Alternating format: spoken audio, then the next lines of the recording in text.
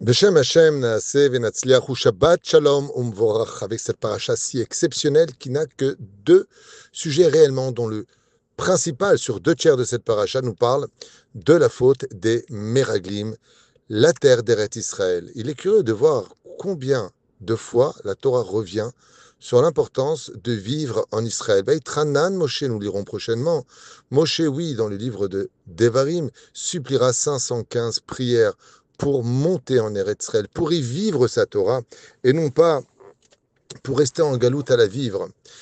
Mais ce qui est de très curieux dans cette paracha, où les 10 explorateurs vont dire du mal de la terre d'Eretz Israël et seront considérés comme étant rachats. On apprend d'Oraïta, qu'est-ce qu'un rachat?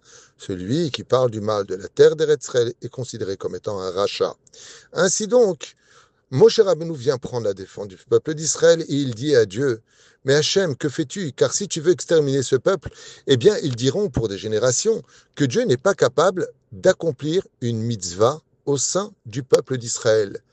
Qu'est-ce que Dieu n'est pas capable en tant que Dieu, créateur du monde, créateur de toute idée, de toute subsistance, de toute existence et de toute considération? Qu'est-ce qu'il ne serait pas capable de faire, dit Moshe Rabbeinu, de monter les Juifs en Eretz Israël? Dieu est capable de faire en sorte, que tout le monde fasse teshuva, que tout le monde soit gentil, que tout le monde arrive à monter au Beth Amikdash, un peuple entier dans un lieu tellement restreint. Dieu est capable de tout, rien ne lui est limité. Et Moshe lui dit, tu veux qu'on marque dans l'histoire que Dieu n'est pas capable de faire monter son peuple? Est-ce que cette mitzvah est si dure pour toi, mon roi?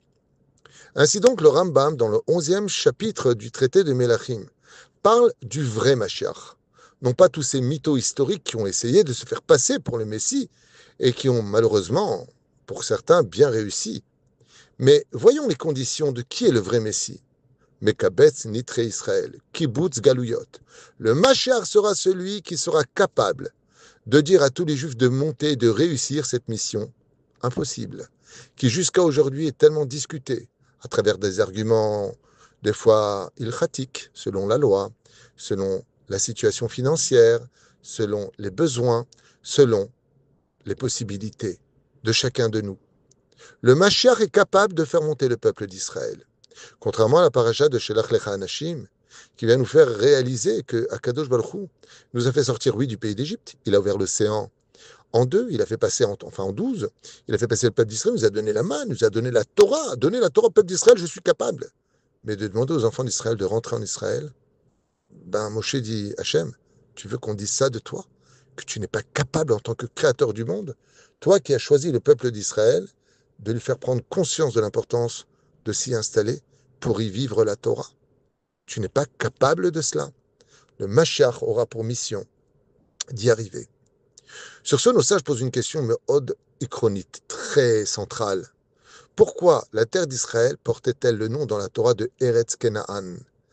Kenaan vient du mot Kenaani. Ici, s'était installé de façon usurpatrice Kenaan, le fils de Ham, qui a volé cette terre alors qu'elle appartenait à Shem, dans la paracha de Noach, dans la distribution des terres. Kenaan s'est approprié cette terre. Et donc, nous étions en droit de les chasser. Mais pourquoi Davka le nom Kenaan? Kenaan vient nous dire que, 1.